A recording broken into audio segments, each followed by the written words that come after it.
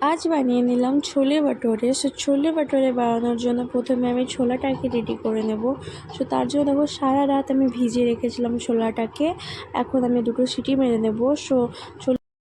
ছোলার মধ্যে দিয়ে দিলাম আলু, তারপর দিয়ে দেবো হলুদ গুঁড়ো ও দুটো কাঁচা লঙ্কা, দিয়ে সেটাকে আমি সেদ্ধ করে নেব। এদিকে দেখো আমি দিয়ে দিয়েছি তেলের মধ্যে পেঁয়াজ কুচি, আদা রসুন বাটা, দিয়ে দিব হলুদ গুঁড়ো, লঙ্কার গুঁড়ো। আর যখন পেঁয়াজটা ব্রাউন হয়ে যাবে তখনই আমি সবগুলো দিয়েছিলাম। আমি টমেটো দিতে ভুলে গেছিলাম প্রথমে, তাই আমি পরে দিয়েছি।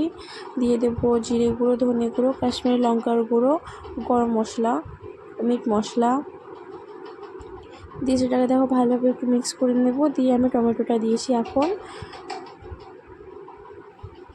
টমেটোটা যখন গলে যাবে তারপর আমি দিয়ে দেবো এই ছোলাটা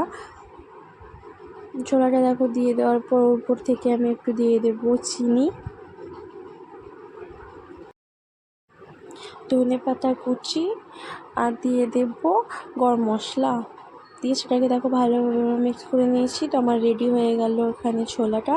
এবার বানিয়ে নেব ভাটুরে।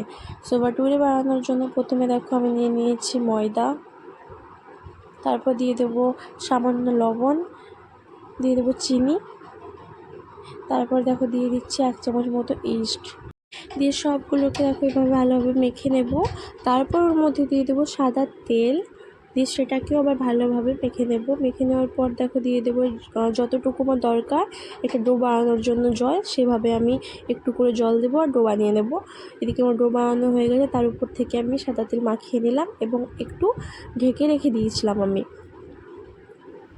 ঢেকে রাখার পর খানিকক্ষণ পর সেটাকে আমি দেখো বেলে নেব। বেলে নিয়ে সেটাকে আমি সাদা তেলের মধ্যে ছেড়ে দিয়েছিলাম। দেখো কত সুন্দরভাবে সেটা ফুলে উঠেছে। এদিকে আমার সবগুলোই ভাটোরে রেডি হয়ে গেল, দিয়ে তৈরি হয়ে গেল দেখো আমার ছোলে ভাটোরে।